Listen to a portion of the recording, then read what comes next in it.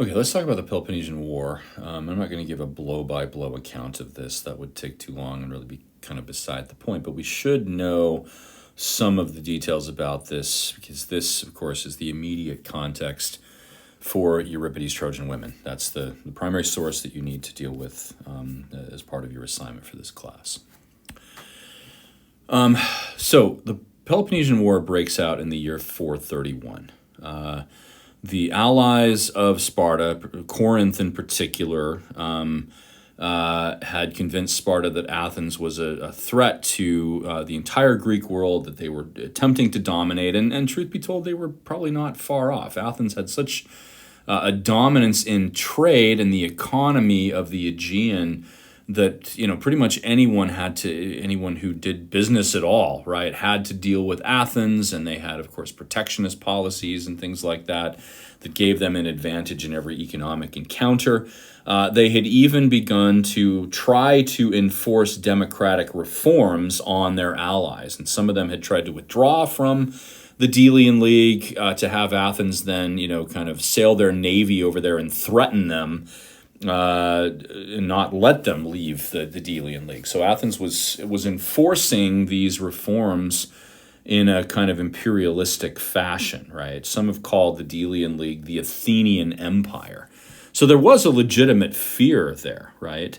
At the same time, Sparta had such a diametrically opposed lifestyle, right? Very militaristic and kind of confined and isolationist and all of that, right? And so Athens, saw Sparta as a rival for the hearts and minds of the rest of the Greek world.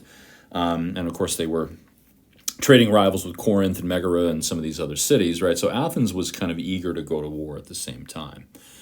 The war, and there were conflicts in the decades before this that nearly erupted into full-scale warfare, only to lead to truce. But the war broke out, on a full scale in the year 431 BCE. Athens' strategy was to use its navy. You can see here on this map, right? So Athens is Attica. This is the peninsula that Athens is on. Sparta, of course, on the lower part of the Peloponnesus. Athens decided they were going to sail their navy down here and blockade the southern Peloponnesus, cutting Sparta off from contact with anyone else, right? That was their grand strategy. And, the Spartans would then capitulate because they couldn't get out. They couldn't have relations or trade or anything like that with anybody, right? Sparta's strategy, on the other hand, was to take their powerful infantry, really kind of unrivaled in the Greek world, and everybody knew it. They were extremely intimidating because they trained all the time, right? Sparta was going to just march their infantry, their hoplite phalanx, all the way to Attica and take Athens by force, okay? Those are the strategies. Now, the question that I would ask if I were sitting in a classroom with you is, how were both of these strategies completely misguided? Okay, well, let me just answer my own question. Sparta was self-sufficient. They got everything they needed from the massive territory that they controlled, particularly Messenia over here, which Sparta had conquered a couple of centuries before and enslaved the entire population, right? They were not worried about being blockaded by the Athenian navy. They didn't care. It didn't hurt them, right? Other than, the threat that Athens could land soldiers and try to stir up rebellion among their slaves, and Athens did try to do that from time to time. Sparta was not worried about the blockade, okay? At the same time, Athens had built a network of walls that ran all the way from Athens itself down to Piraeus, their main port on the western coast of Attica, which meant that Sparta could not possibly hope to take the city of Athens because Sparta really didn't employ siege warfare. They didn't have war machines to conduct long sieges or anything like that.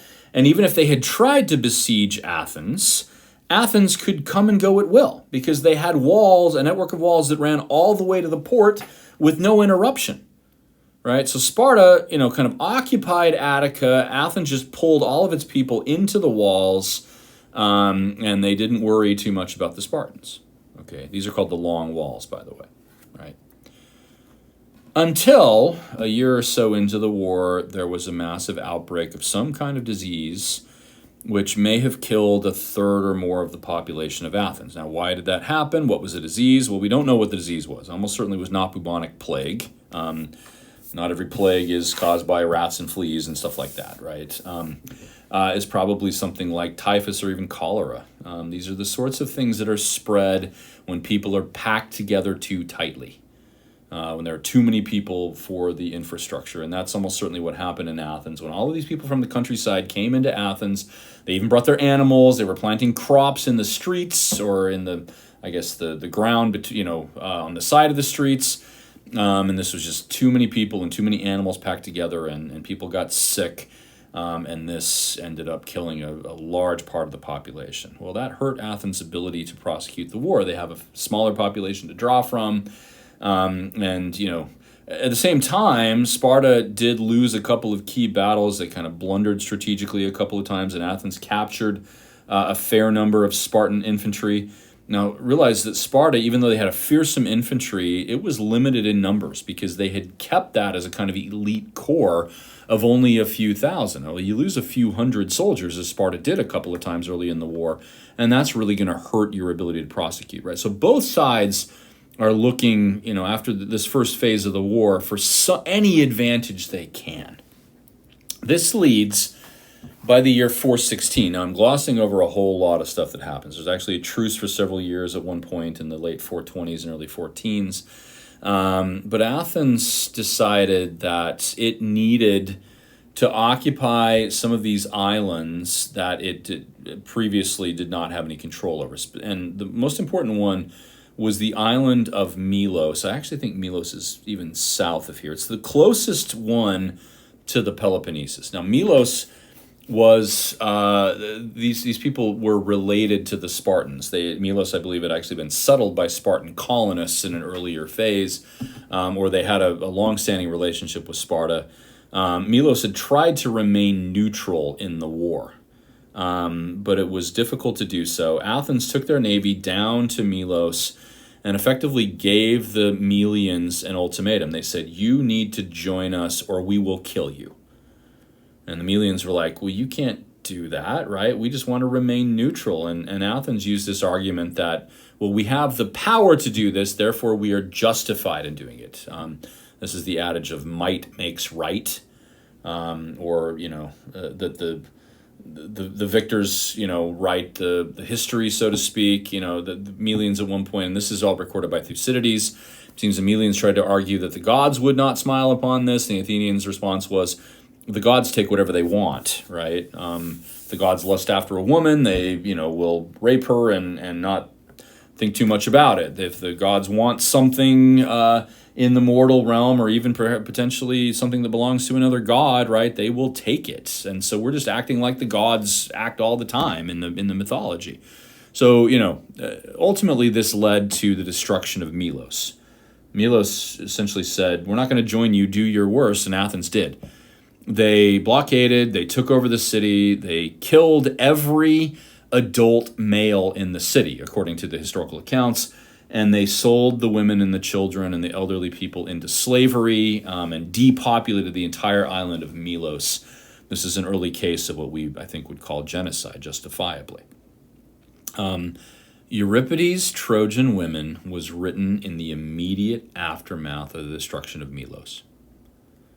And Euripides seems to have this on his mind. Now, in the discussion video that I'm going to do about that play, I'll come back to this point, right? But Euripides is not writing about the destruction of Melos. He's writing about the destruction of Troy, which is a mythological war, but it's the same scenario. The men have been killed. The women are awaiting their fate. They don't know what's going to happen to them. They know it's going to be bad, right? And so he seems to be saying to the Athenian audience, like, put yourself in the shoes of the people we just did this to, right? And think about, if we lose the war, what's likely to happen to us, given the really brutal, horrific actions we have taken against other people in this war, right? We've become like animals. And so, this is very much kind of anti-war play, and it's inspired by the destruction of Melos. Well, in the immediate aftermath of Milos, Athens is growing increasingly desperate. One of the things they realized was that Sparta was being supplied in part by their allies in Sicily, especially the city of Syracuse. And so Athens sent a massive invasion force to attack Sicily and try to take over that island and as they saw it, reap the rewards. I mean, Sicily was a fertile farmland. They could, strip it of its resources and definitely, take away the advantage that Sparta had there. The Sicilian campaign was a disaster. And I mean, disaster doesn't even really do it justice. The Athenians lost almost every soldier they sent to Sicily. And we're talking thousands of soldiers who were caught in a terrible position at one point, surrounded and then completely destroyed, completely obliterated by the combined forces of Sparta, Syracuse, and others. And so this was a catastrophic blunder for the Athenians. And really for the rest of the war, they were barely hanging on, okay? Points later, they did gain some, they managed to have a strategic advantage. But the Sicily, I think it's safe to say, was the beginning of the end for Athens. And I don't think that Euripides was that he was aware of what was happening in Sicily. The Sicilian campaign seems to have been underway while he was writing this, but he was remarkably prescient about the consequences that Athens might face if they lose the war, and things were starting to look bleak for the Athenians at that point. Sparta, in order to try to check Athenian power on the sea, made an alliance with Persia. In doing so, they agreed to effectively sell out all of the Greek cities that had been granted autonomy and independence during the Persian Wars. Now, many Spartans had fought. The famous, Battle of Thermopylae with the 300 Spartans and all of that, right? That was against Persia earlier in the century. They agreed to let all of that go, to let all those winnings go if Persia agreed to help them. And there's a long dramatic sequence of events here where, Sparta and Persia strategize and Athens is trying to counter that. And this takes years to play itself out. But this combined alliance of Sparta and Persia ultimately overcame the Athenians in a kind of war of attrition. And by the year 404, Athens was no longer in a position that it could continue the war, and they surrendered. Now, what happened in the aftermath of the war? Well, Athens was spared somehow. The worst fears of Euripides did not come to pass. Corinth and others who really hated the Athenians argued that Athens should be depopulated, that its entire population should be either killed or enslaved. Sparta resisted that and, said, no, we're going to keep Athens in place. We're not going to kill their population. Sparta did not, they were not acting altruistically. They realized, I think, that a weak Athens was better to have in place than, to give the potential strength from taking the resources of Athens and distributing among their allies. Sparta was concerned about the rise of other cities, Corinth, Megara, Thebes, which was kind of growing in power at this point. And so keeping Athens intact, more or less, was in the Spartans' interests. They did, however, demand that the long walls be knocked down, and they were, and that the democracy be dismantled. In its place, Sparta installed, and Persia had some input into this too, a government of what the Athenians called the 30 tyrants. So 30 men who had either been anti-war in their sentiments during the war. Euripides was not among them. He died in 405, and so he didn't even live to see this. But those who had opposed the war, or those who had been friendly to Sparta during the war, maybe even turned coat for a while and joined the Spartan side. And Sparta left some of its army there to enforce this new government's position. However, about a year and a half into this, the 30 tyrants were overthrown and the democracy was restored, and the Athenians convinced the Spartans to pull their army out. And Sparta seems to have been okay with that because by that point, things had really changed, and there were other cities that Sparta was worried about, and Athens was still really weak, and so Sparta decided to let it have its let it have its way, right? So this experiment of the 30 tyrants was short-lived. However, this period of time did really scar Athens in many ways. This leads to a kind of crisis. The 30 tyrants had ushered in a bloodbath of potential rivals. Hundreds of people, if not, well, probably hundreds, that's probably the right number, were executed by the 30 tyrants for opposing their government. And they tried to involve as many Athenian citizens as they could in this process, demanding that they inform on their neighbors, even their family members. Many people did in order to stay alive. And so in the aftermath of the war and the overthrow of the 30 tyrants, Athens was in a terrible condition, socially speaking, right?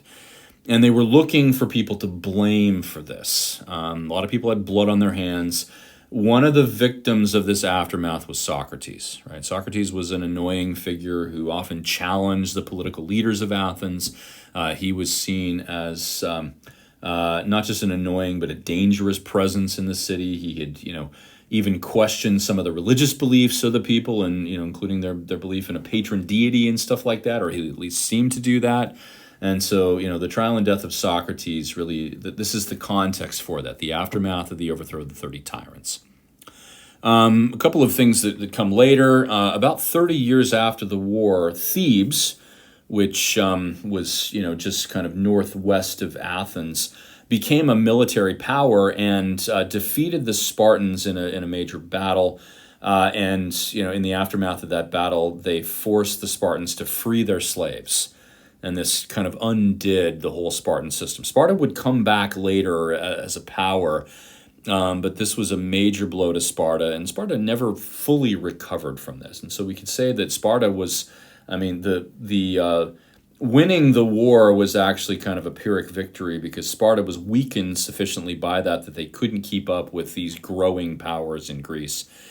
And the long-term winner of all of this Greek chaos was Macedonia. Under Philip and later Alexander, these Macedonians, whom the Greeks considered barbarians, right? They rose up and came to dominate Greek politics through a combination of skillful diplomacy and military threat. And so, that brought Greece to the end of the classical age.